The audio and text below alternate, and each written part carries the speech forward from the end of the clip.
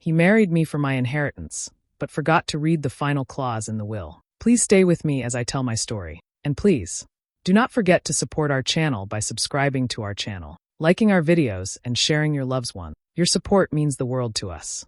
Now to our story. I met him at a charity event my friend dragged me to. He had this warm smile, expensive watch, and just the right amount of charm to make you ignore the alarms in your head. I was 32, single, and honestly getting tired of dating men who either wanted a mother, a therapist, or a business partner. He felt different. He listened. He laughed at all the right places. He made me feel seen. We started dating almost immediately. He said he never believed in wasting time when something feels right. At first, I found it romantic. Within 3 months, he brought up marriage. I thought it was fast, but he spun it so well. Why wait when I know I've found the one? It sounded perfect coming from him, and I wanted to believe it. There were little things I brushed off. He always asked about my family, especially about my father's business. He seemed way too curious about the family estate and the trust one was set to inherit. Once, I caught him in my office going through a file drawer. He claimed he was just looking for a pen. I wanted to believe him. I told myself I was being paranoid. He said he was often away on business trips, tech investments, he claimed. But he never talked about them in detail. Just vague stories about meetings that went late and deals that took time. I didn't ask too many questions. Maybe I should have. Our wedding was held in a vineyard outside Napa. Small, elegant, expensive, just the way he said he always dreamed of. He picked out the menu, the band, even helped with the seating chart. Everyone kept telling me how lucky I was to find someone so involved. Right before I walked down the aisle, my father pulled me aside. He straightened my veil, then leaned in close and whispered, "If he's marrying you for the money, he's going to regret it." I laughed nervously and told him not to worry. I thought he was just being protective, like most dads are. But he didn't smile. He just gave me a kiss on the forehead and stepped back. I didn't know until much later that my father had rewritten his will just days before. Not to cut me off, but to protect me from the man I was about to marry. And that man, he had no idea what was waiting for him. It started on the flight back from our honeymoon in Italy. He barely spoke to me. No more sweet jokes, no playful teasing. Just silence, headphones, and his phone. I figured he was tired. Jet lag, maybe. But it didn't stop when we got home. Within a week, it was like living with a stranger. He stopped asking about my day, stopped making dinner plans, barely even touched me. He'd disappear into his office for hours, doors closed, on work calls I was never allowed to overhear. When I knocked, he'd snap, "Can it wait?" One night, I asked him if something was wrong. He gave me that empty smile people use when they're pretending not to be annoyed. "Nothing's wrong. But if we want to plan our future, we need to get serious about money." Then he brought it up, the trust fund. "I mean, what's the point of waiting? Your dad's not getting any younger," he said casually. "You're his only child. Maybe it's time to talk to him about releasing it early." My stomach tightened. We had never discussed the money in any serious way before. I had always been clear that I didn't want to rely on it. But now, it was all he wanted to talk about. I tried to change the subject, but he pushed. Again and again. From that night on, everything was a negotiation. He'd compliment me only when I agreed with him. He began controlling small things. What I wore to dinner, which friends I saw, how much time I spent at work. He started showing up unexpectedly at my office, asking who I was meeting with, what projects I was taking on. At first, I thought it was sweet. Then it started to feel like surveillance. One morning, I heard him on the phone in the next room, speaking in a low voice. "Yeah, I've got her right where I want her. Just a little longer." I froze. When I walked in, he hung up fast and smiled like nothing happened. That was the moment something in me changed. That same day, I bought a small recording device and hid it inside a bookshelf. I started documenting everything. The mood swings, the late-night calls, the moments where his mask slipped. I kept a notebook in my closet and backed up every file to a private cloud account. He thought I was still the same naive woman he married, but I was starting to see the truth. And once I did, I knew I couldn't unsee it. It was almost midnight when his phone lit up on the nightstand. He was in the shower, humming like nothing in the world could bother him. I wasn't trying to snoop. I swear I wasn't. But the name flashing on the screen made me freeze. Jenna Work. He had mentioned her once, briefly. Claimed she was an old colleague from a startup he helped launch. He said they weren't close anymore. But something about the way her name popped up so late with that fake work label set off every alarm in my body. I clicked the message. "I wish I hadn't. Miss you already. When's the next weekend just for us?" Just for us. My heart dropped. My mind raced through every trip, every conference he took over the last few months. Every time he told me I was paranoid, dramatic, too emotional. It had all been lies. Layered, careful lies. I started digging. I found an old photo of them on social media from before we even met, vacationing together in Cabo, arms around each other like they were already married. He hadn't just started seeing her recently. She never left the picture. I was the new one. I checked his email, and there it was. A saved draft to his lawyer outlining plans to file for divorce after the trust fund was transferred. He even used the words, clean exit strategy. My name was mentioned like I was a transaction. I felt sick. I sat there on the bedroom floor for hours, unable to move. The next morning, I called my dad. I hadn't told him everything before. I'd been embarrassed, trying to protect my own pride. But now I laid it all out. The cheating, the phone, the draft email, everything. There was silence on the other end. Then he said calmly, "Good. We've got him."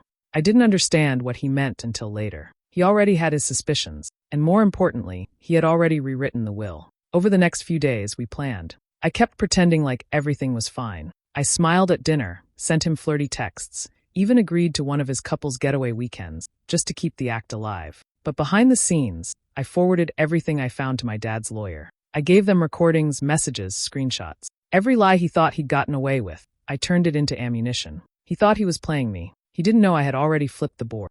My father passed away 3 weeks later. It wasn't expected. One day he was strong, sharp, making quiet plans with me. The next, I was standing in a quiet hospital room, holding his cold hand. I didn't cry at first. I just felt empty, like something had been pulled out of me, and I hadn't realized how tightly I'd been holding on to it. My husband stood beside me, arm around my shoulder, saying all the right things. But I felt nothing from him. No warmth, no grief, just calculation. The same night, I heard him on the phone again. He thought I was asleep. "Yeah, he's gone. She's going to get everything now. Timing's perfect. I'll get her to sign within the month." Then he laughed. Like it was a joke. Like my father's death was a win. 2 days later, we sat in my father's lawyer's office for the reading of the will. The room was wood-paneled and cold, with heavy bookshelves lining the walls. I sat stiffly in one chair. He leaned back in his, legs crossed, looking like he was already planning how to spend the inheritance. The lawyer cleared his throat and began reading. Basic things at first, some donations to charity, a few items to old friends. Then he reached the part about the trust. My husband straightened slightly in his chair. "My daughter inherits the full trust," the lawyer said. "However, there is a condition." He paused, looking directly at my husband. "In the event that her spouse initiates divorce within 5 years of marriage, or if it is proven that he acted in bad faith toward her, he forfeits any and all claims to the trust. Furthermore, the trust is held in her name alone. No co-ownership, no transfer without her written consent." I watched the color drain from his face. His jaw twitched. "What does that mean?" he asked, trying to sound calm. "It means," the lawyer said plainly, "if you try to leave her or if it's proven you married her for the money, you get nothing." Silence. I didn't look at him right away. I just stared at the paperwork on the table. Then slowly, I turned my head, met his eyes, and smiled. He didn't speak again the rest of the meeting. That night, he was extra nice. Made dinner. Rubbed my shoulders. Told me he was in this for love. But it was too late. I already knew who he really was. And now, thanks to my father, I had all the power. After the will reading, everything changed, on the surface at least. Suddenly, he was the perfect husband again. Morning coffee on my nightstand. Random flower delivery. Long talks about reconnecting. He even booked a weekend trip to the same vineyard where we got married. If I hadn't known what I knew, I might have fallen for it all over again. But now I saw the cracks. The way his eyes flicked to my laptop screen when I wasn't looking. The new lock he put on his office door. The way he'd end phone calls the moment I walked into a room. He was pretending to fix our marriage. Not out of love, but because of that clause. He couldn't divorce me and still get the money. So instead, he was trying to manipulate me into signing over the trust. I could feel it in every fake smile he gave me. That's when I hired the PI. Quietly, carefully. I found someone good, an older woman with sharp eyes and no time for nonsense. I told her everything, handed over screenshots, names, travel dates. Within days, she found cracks in his story. It turned out his investments weren't real. The companies he claimed to work with either didn't exist or had him listed as a silent advisor. Basically, a made-up title. Worse, he was taking money from a few of his friends, claiming he was building a tech startup. He even convinced one to cash out their retirement early. And then came the second phone. The PI found it hidden in the trunk of his car, wedged under the lining next to a tire iron. Burner phone. Paid in cash. Texts from Jenna, and at least 2 other names I didn't recognize. Messages like, "She's close to cracking," and "Once the trust is ours, I'm out." Ours. Not even pretending it was just for me anymore. I didn't confront him. Not yet. I played along, just like he was doing. I smiled at dinner. Laughed at his tired jokes. Let him think he still had me wrapped around his finger. At night, after he fell asleep, I backed up every message I could find. Screenshots, bank statements, call logs. I even recorded a few of our conversations when he slipped and started talking about future business plans tied to the big money coming soon. He thought he was playing a long con. He didn't know I was already building my endgame, one move at a time. And when I struck, it would be with everything. It was a Thursday night when I chose to end it. He had planned a dinner party at an upscale rooftop restaurant downtown. Said it was to celebrate a new round of funding from some private investors he'd pulled in. I knew exactly who would be there. Men in sleek suits who thought he was some tech genius, women clinging to his every exaggerated story, and Jenna, probably hovering just out of sight. I wore a black dress, heels sharp enough to cut glass, and a calm expression I'd practiced in the mirror for days. I had already given everything to my lawyer that morning, every file, recording, screenshot. We had the timeline laid out, proof of financial fraud, proof of infidelity, even a signed agreement from one of his duped investors, willing to testify. My lawyer smiled when he read the documents and said, "You've got him. Cold." So that night, I sat through appetizers. I smiled at his friends. I listened to him brag about changing the startup game. He toasted me, called me his rock, and I raised my glass like I meant it. Right after dessert, I stood. "Before we wrap this up," I said sweetly, "I have a few things to share." I pulled a folder from my purse and placed it on the table in front of him. His face shifted. Just a little. Enough to know he recognized the logo on the front, my lawyer's. "What's this?" he asked. "Your exit package," I said. The room went quiet. One of the investors laughed nervously, thinking it was a joke. "It's proof you lied to me, cheated on me, and scammed everyone in this room," I continued. "The burner phone, the fake companies, the messages to Jenna, all of it." He opened the folder, flipped through a few pages, then stopped. Page 7, the trust clause. His hands trembled. "Initiating a divorce within 5 years or acting in bad faith," I quoted. "Which, according to these documents, you did." Repeatedly. His voice was low. "You're bluffing." I turned to the man sitting beside him. "Mr. Lawrence, you gave him $60,000 for a product that doesn't exist. You told my investigator he promised a return in 6 months. That was a lie. You've already signed a statement confirming it." Lawrence blinked, then slowly leaned back in his chair. "Also," I added, "you owe me legal fees and damages. My lawyer will follow up." My husband didn't speak. Not a word. I picked up my clutch, nodded politely to the table, and walked out without looking back. He married me for the money, but he never understood what it would cost him. He tried to stay quiet after the dinner party, like hiding would somehow make it all go away. But it didn't. It got worse fast. My lawyer filed everything the next morning. Fraud, infidelity, financial deception. The documents were airtight. By the end of the week, court notices were delivered, and his clean exit fantasy shattered. He didn't just lose access to my trust. He now had lawsuits, debt, and lawyers of his own to deal with. Then the story leaked.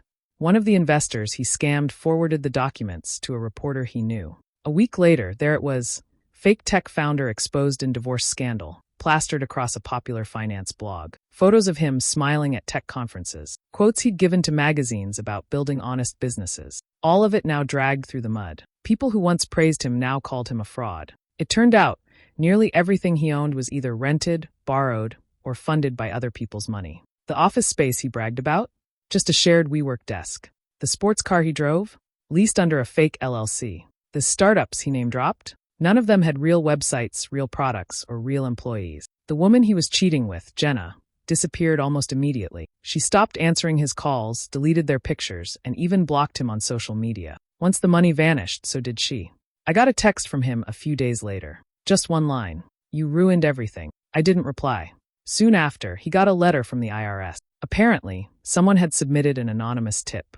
They started looking into his investments and how he'd been reporting income. Spoiler, he hadn't. He owed back taxes, penalties, and interest, well into 6 figures. No one came to bail him out. He tried to sell off what he could, but most of it wasn't his to begin with. His phone got shut off, his car repossessed. One by one, the people who had propped up his fake empire vanished. The man who once walked into rooms like he owned them was now a ghost.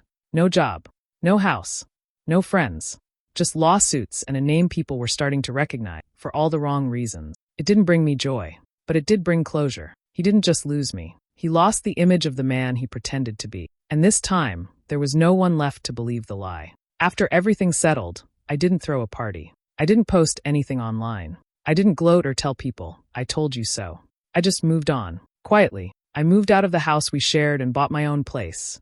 an old craftsman home on a quiet street, with a lemon tree in the backyard and a creaky porch swing that I actually loved. I painted the walls myself, filled the shelves with books, and adopted a dog from a local shelter. For the first time in a long time, the silence in my house felt peaceful, not tense.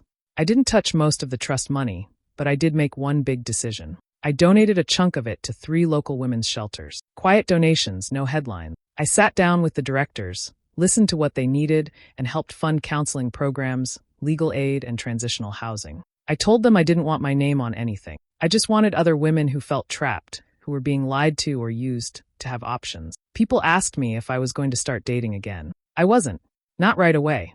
I needed time to just be with myself, to rebuild the parts of me that had been chipped away while I was trying to hold a marriage together that never really existed. Some mornings I woke up thinking about the man I had married and how I'd let him in so close. But those thoughts stopped haunting me after a while. I learned how to forgive myself, even if I never forgave him. Every so often, I still get a message from him, usually late at night. Long, pathetic texts about how he messed up, or how he misses the life we had, or worse, asking for help. The last one just said, "Please, just a little loan. You don't even have to talk to me again." I never respond. He chose his path the moment he looked at me and saw a $sign instead of a person. Now I have peace. I wake up early, make coffee, and sit outside with my dog while the sun comes up. I work on my art again. I travel when I want, spend weekends with friends who never asked for anything from me but my time. It's not loud. It's not flashy. But it's mine. All of it. And that's the best revenge of all. It had been almost 3 years since I'd seen his face. I was in the market for a new car. Nothing flashy, just something reliable with good mileage and a smooth ride. A friend recommended a dealership outside of town, one known for not being pushy. I didn't think twice when I pulled into the lot on a rainy Tuesday afternoon. The showroom was bright and overly polished, all white tile and fake smiles. I was browsing a row of sedans when a salesman approached.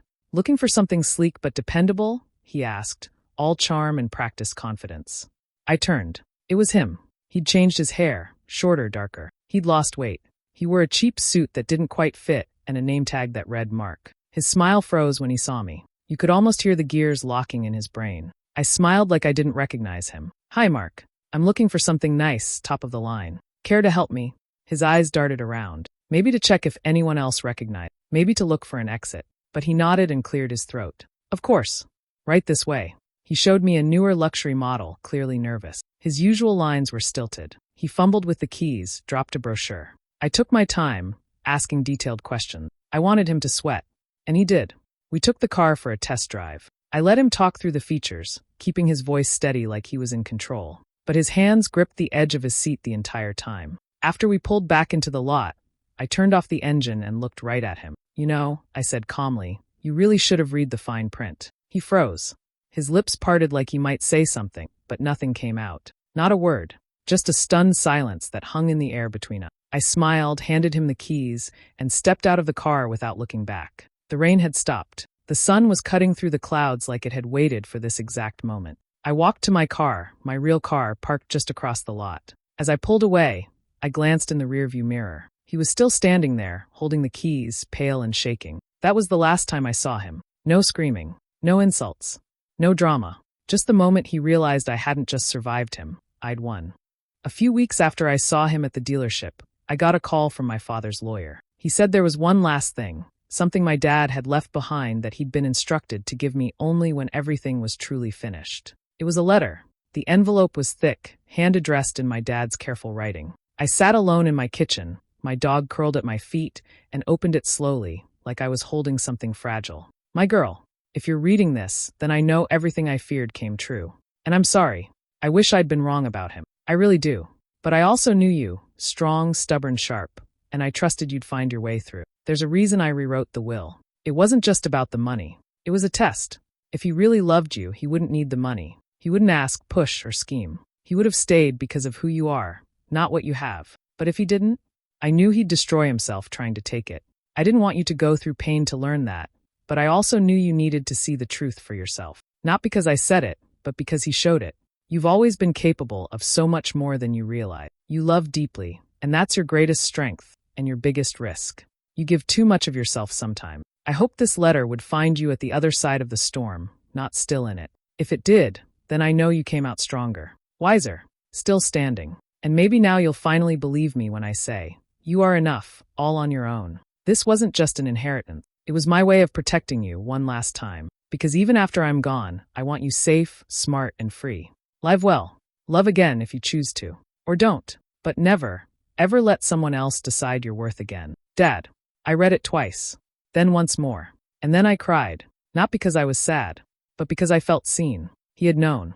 All along. He couldn't stop the pain from reaching me, but he made sure it wouldn't break me. His love didn't come in speeches or hugs. It came in planning, in thinking ahead, in protecting me even after death. That letter wasn't just a goodbye. It was his final gift.